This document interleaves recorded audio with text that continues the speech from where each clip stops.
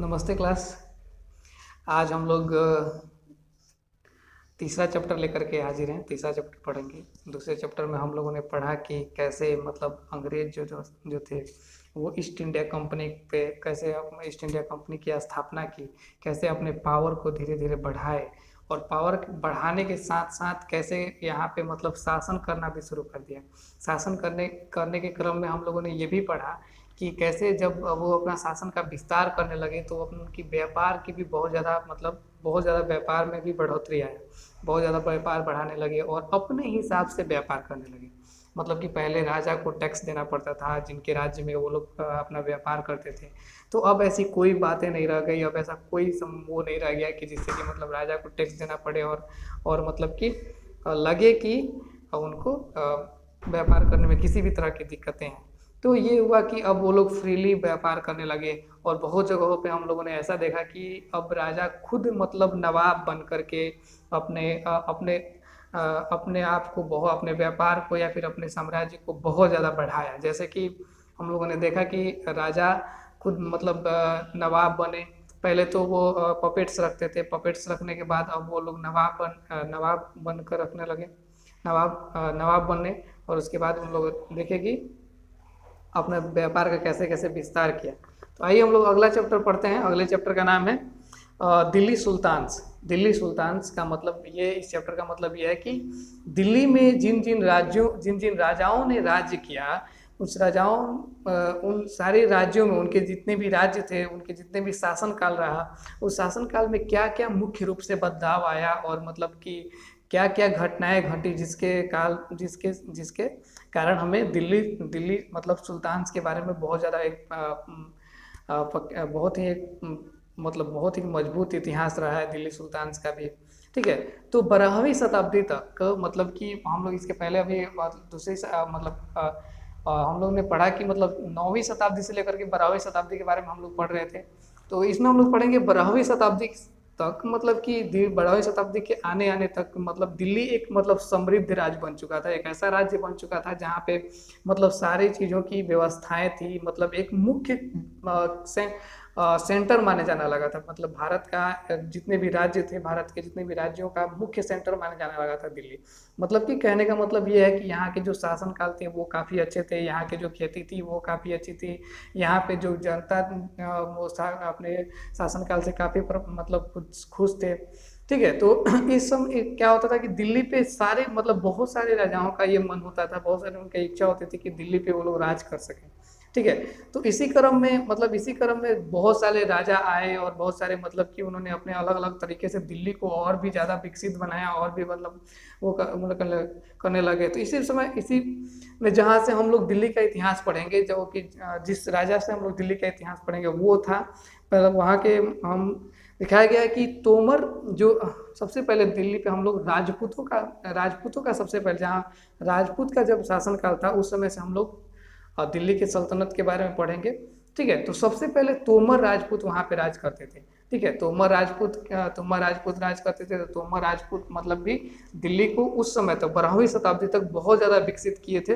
और विकसित करने के बाद एक मतलब समृद्ध दिल्ली, एक मतलब ऐसा दिल्ली देकर गए थे कि मतलब कि वो अब मतलब सेंटर बन गया था सारे जगहों का। मतलब कि वहाँ मतलब सभी लोग दिल्ली में आना चाहते थे अपने व्यापार को बढ़ाने के लिए। सभी लोग मतलब यहाँ के राजा से मतलब कुछ सीखना चाहते थे या फिर मतलब इनके जो कवि होते थे वो बहुत ही प्रभावी कवि होते थे। ठीक है। तो इस तरह के मतलब राज्यों से सीखना चाहते थे। तो जो तोमर राजपूत थे उनके उनके शासनकाल के बाद चौहान राजपूतों का शासनकाल बढ़ गया। ठीक है। चौहान डायनेस्टी आई वहाँ पे। चौहान वंश ने शासन किया। चौहान वंश का शासन दिल्ली के पहले अजमेर में था। जैसे कि हम लोगों ने पढ़ा था पिछले क्लास में कि मोहम्मद गौरी अजमेर और दिल्ली के मुख्य रास्तों से आकर के चौहान वंश मतलब कि मूर्ति चोरी के लिए या फिर मतलब धन बढ़ाने के लिए, धन चोरी के लिए आकर के यहाँ पे अटैक करते थे और अटैक करने के बाद यहाँ से काफ़ी सामान को लेकर के गए। ठीक है। उसी क्रम में हम लोगों ने देखा था कि पृथ्वीराज चौहान जो थे उस समय रोके थे। अजमेर से और दिल्ली से भी। तो उसी इतिहास को हम लोग एक बार फिर से पढ़ते हैं कि मतलब उसी चीज़ के बारे में हम लोग यहाँ डिटेल से दिया गया है कि चौहान वंश के जो शासक थे, जो चौहान वंश में जो मतलब शासक आए, तो उन लोगों ने क्या क्या किया। तो चौहान वंश के जो राजपूतों के जो दूसरे शासक हुए यहाँ के दिल्ली के, वो पृथ्वीराज चौहान थे।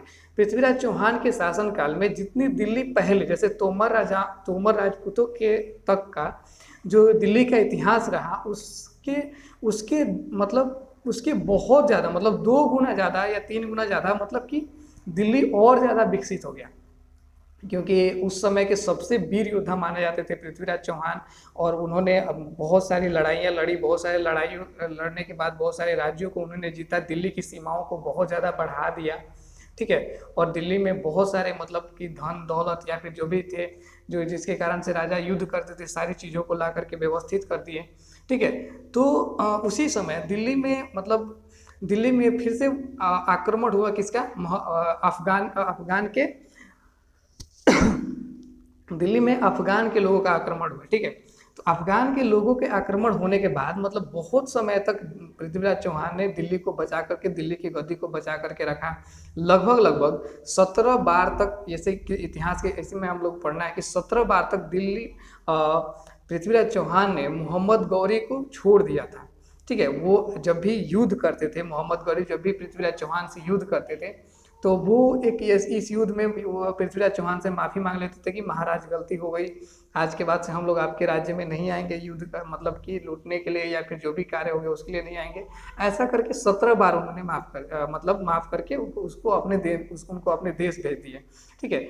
और 18वीं बार मतलब उसके अगले बार क्या हुआ कि मोहम्मद गौरी ये सोचे कि हम जो युद्ध नीति से हम कभी भी दिल्ली को जीत नहीं पाएंगे, ठीक है। तो उन्होंने क्या किया कि उन्होंने कूटनीति अपनाई। उन्होंने जैसे पपेट्स के बारे में हम लोग बात करते हैं, तो पपेट्स पता किए, ठीक है। तो उस समय पृथ्वीराज चौहान के सबसे बड़े दुश्मन थे जयचंद्र।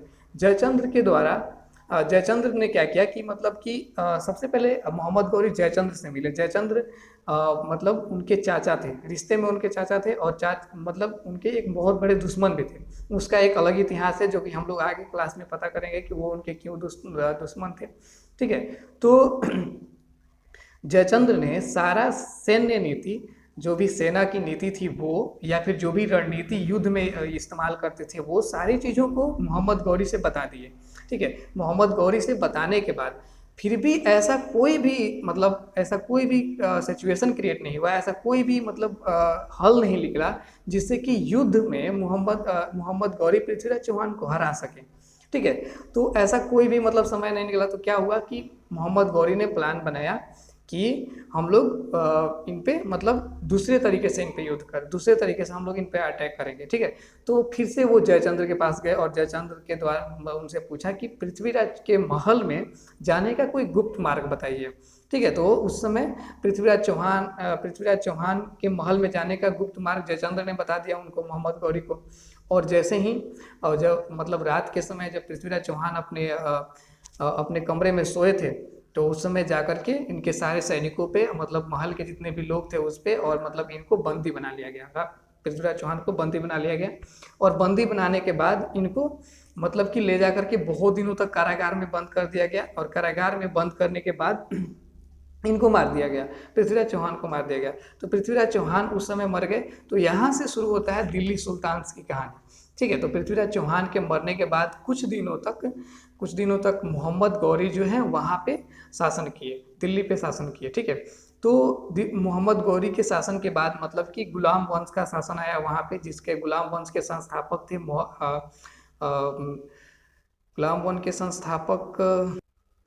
जिसमें कि गुलाम वंश के संस्थापक थे कुतुबुद्दीन ऐबक मोहम्मद गौरी के उस समय के सेनापति थे, जो वही मोहम्मद गौरी जिन्होंने पृथ्वीराज चौहान को धोखे से मार दिया था।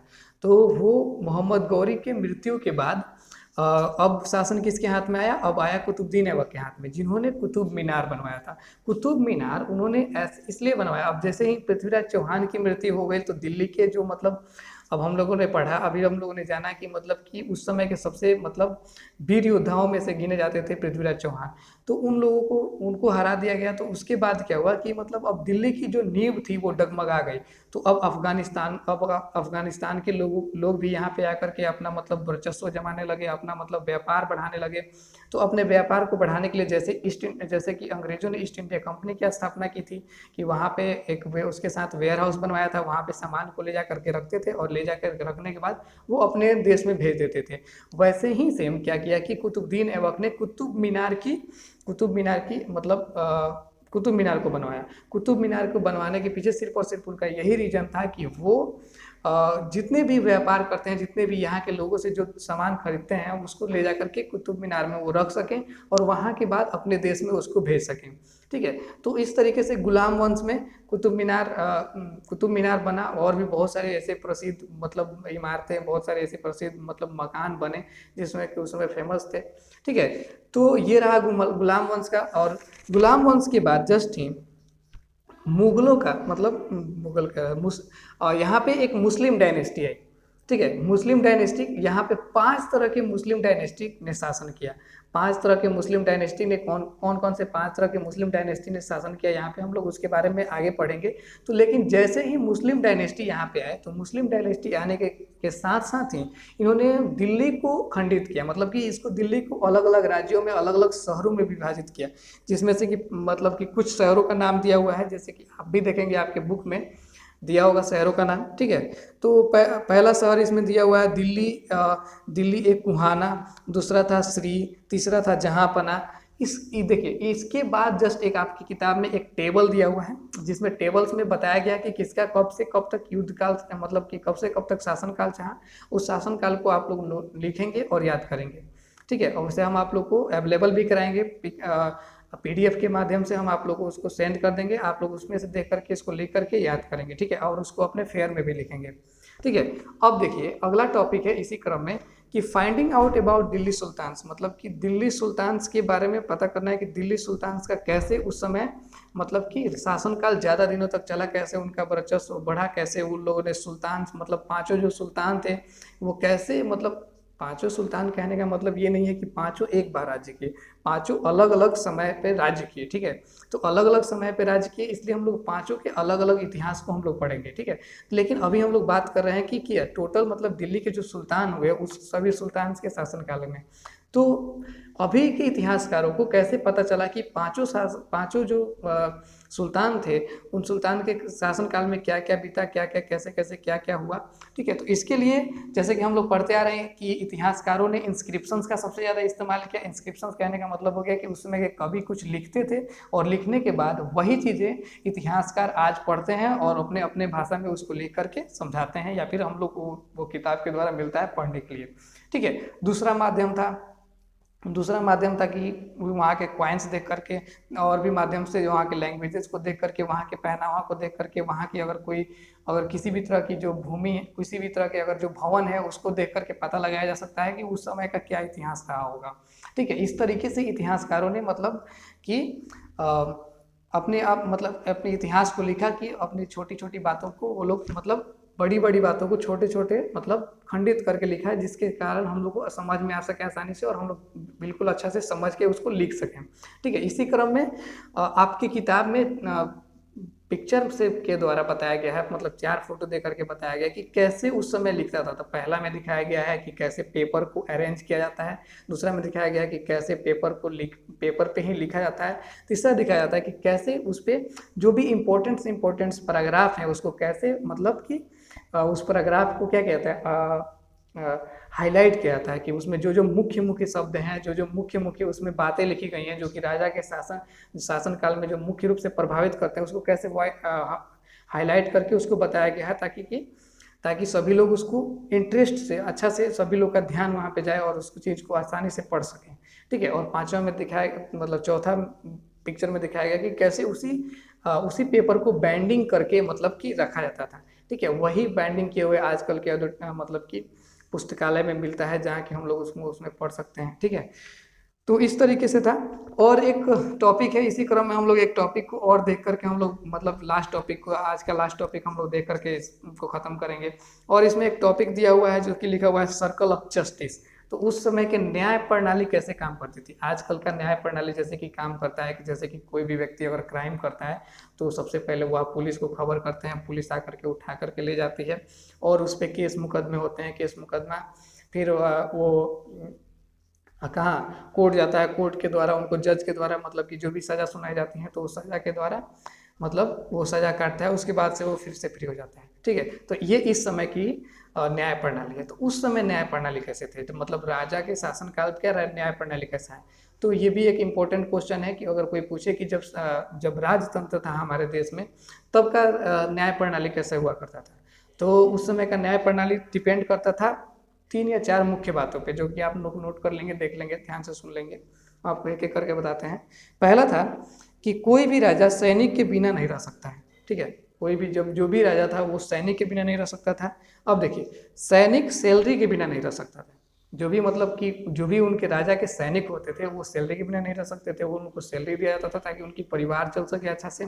ठीक है, और सैलरी आती कहाँ से थी, सैलरी आती थी जो लोग मतलब जो भी उनके जो राजा के जो राज्य में जितने भी लोग थे वो मतलब कि अपने फसलों के लिए टैक्स देते थे, या फिर जो भी व्यापार करते थे एक दूसरे से बेचते थे उसके लिए टैक्स देते थे, या फिर खेती के लिए टैक्स देते थे, तो इसके माध्यम से सैलरी आता था। ठीक है, तो इस क्रम में देखा गया कि मतलब इस न्याय पद्धति को जारी रखने के लिए देखा गया मतलब कि क्या मुख्य कार्य किया गया कि ये न्याय पद्धति जारी रखने के लिए कि मतलब सबसे पहले देखा गया कि किसान इसमें मुख्य भूमिका में आते हैं, और जो जो जो भी मतलब राजा की प्रजा है वो मुख्य भूमिका में आती है। तभी राजा की प्रजा अगर समय से टैक्स दे सकती है तभी ये जो मतलब कि शासन काल है वो अच्छे तरीके से चल सकता है। अगर पे उस पर ध्यान नहीं देंगे मतलब किसानों पे ध्यान नहीं देंगे तो वो लोग टैक्स नहीं देंगे समय से, और समय से टैक्स नहीं देंगे तो इनकी सारी जो प्रणाली है मतलब कि जो भी ये चक्र है, प्रोसेस जो चल रहा है, ये प्रोसेस खत्म हो जाएगा। तो इस तरह से अगर प्रोसेस खत्म होता है तो मतलब कि राजा पे बहुत ज़्यादा क्षति पहुंचती है। तो इसीलिए क्या किया गया कि मतलब कि सभी लोग जनता को या फिर राज्यों को खुश रखने लगे, मतलब खुश रखने के साथ साथ उनको मतलब और भी लुभाना देते रहे। ठीक है, और भी अगला टॉपिक हम लोग कल पढ़ेंगे। ठीक है, तब तक के लिए धन्यवाद। और जो भी क्वेश्चंस होंगे आपको जो भी समझ में नहीं होगा इस टॉपिक से संबंधित या फिर और पिछले क्लास से संबंधित के लिए हम लोग डाउट क्लास चलाएंगे, और डाउट क्लास में जो भी मतलब पिछले चैप्टर्स में समझ में नहीं आया होगा उसको हम लोग फिर से क्लियर कर लेंगे। ठीक है, और पिछले मतलब कि 2 चैप्टर तक सभी लोग का फेयर कंप्लीट होना चाहिए, सभी लोग फेयर बना लेंगे। और फेयर में अगर कोई मतलब हम समझते हैं कि आप लोग का फर्स्ट चैप्टर का फेयर कंप्लीट हो गया होगा, दूसरे चैप्टर का फेयर के लिए हम आप लोग को मटेरियल आज से सेंड करना शुरू करेंगे, और वो मटेरियल पहले फेयर में लिखेंगे और उसके बाद से इस चैप्टर के द्वारा मतलब जो भी हम लोग तीसरा चैप्टर पढ़ेंगे तो इस चैप्टर इसके द्वारा कुछ क्वेश्चंस बनाए जाएंगे, जैसे 1 वर्ड क्वेश्चंस होगा, या फिर मतलब कि आप लोगों को जो समझ में नहीं आया होगा वो भी क्वेश्चन होगा। तो ये सारे क्वेश्चन जो है हम लोग मुख्य रूप से कितने मतलब इतने हिस्ट्री के फेयर में ही लिखेंगे और फेयर में लिख करके हम लोग उसको याद करेंगे। जैसा कि आप लोग को हम अभी टॉपिक्स के बीच में बता रहे थे कि एक मतलब टेबल दिया गया है जिसमें युद्ध के बारे में बताया गया है कि दिल्ली में कौन कौन से मुख्य रूप से कब कब युद्ध हुआ था, कब कौन कौन से शासक वहाँ पे रहे थे शासन करने के लिए। इन सारी चीज़ों को भी आप लोग नोट करेंगे और याद करके सुनाएंगे उसको। अगर फ्यूचर में अगर कभी भी टेस्ट होता है, जैसे कि 3 चैप्टर्स कंप्लीट हो गए तो आपका मतलब पता है कि आपको जब 3 चैप्टर कंप्लीट हो जाते हैं तो स्कूल में भी टेस्ट होता था, तो उसी तरीके से यहाँ पर भी आप लोग का 3 चैप्टर कंप्लीट होने के बाद भी एक टेस्ट लिया जाएगा। तो टेस्ट जब भी होगा तो उस टेस्ट में आपसे मतलब इसी तरीके का सवाल पूछा जाएगा कि मतलब कैसे आप लोग मतलब कि जो भी मतलब आप वीडियो से संबंधित सवाल हो सकते हैं, या फिर मतलब जो अभी टेबल को हम याद करने के लिए देंगे उससे संबंधित सवाल हो सकते हैं, या फिर 1 वर्ड क्वेश्चंस हो सकते हैं, या फिर मतलब हम कुछ अपने मन से क्वेश्चंस को इंक्लूड कर सकते हैं उसमें, जो कि मतलब नए क्वेश्चंस होगा जो कि आपके टॉपिक के द्वारा ही होगा, मतलब जो आपको टॉपिक क्लियर करा दिया गया है उसी टॉपिक के द्वारा होगा। ठीक है, तो हम उम्मीद है कि आप सभी लोग को ये सारी बातें समझ में आएंगी और ये सारी बातें आगे भी होते रहेंगे। ठीक है, तो तब तक के लिए धन्यवाद। और नए टाइम टेबल के अनुसार पढ़ाई करने के लिए सभी लोग मतलब वो क्राइटेरिया बना लीजिए कि नए टाइम टेबल को पढ़ाने के लिए मतलब क्यों जरूरी है। नया टाइम टेबल को इसलिए बनाया गया है ताकि बहुत सारे लोगों के घर में 2-3 जन होते थे पढ़ने के लिए, ठीक है, मतलब 2-3 क्लासेस के स्टूडेंट्स होते थे पढ़ने के लिए, तो उनको दिक्कत होता था, तो उनको मॉर्निंग शिफ्ट, जो जूनियर क्लासेस थे उनको मॉर्निंग शिफ्ट में डाल दिया गया है, और जो भी सीनियर सेक्शन है उसको इवनिंग शिफ्ट में डाल दिया गया है, ताकि आप लोग की कुछ समस्याओं का समाधान निकल सके। ठीक है, और बाकी अब इसके आगे जो भी समस्या होगी आप हमसे डायरेक्ट कांटेक्ट कर सकते हैं। अगर सब्जेक्ट से किसी भी सब्जेक्ट से समस्या होगी तो आप ज़्यादा से ज़्यादा प्रयास करें कि उस सब्जेक्ट के टीचर से आप कॉल करके उनसे बात कर सकते हैं। ओके, धन्यवाद।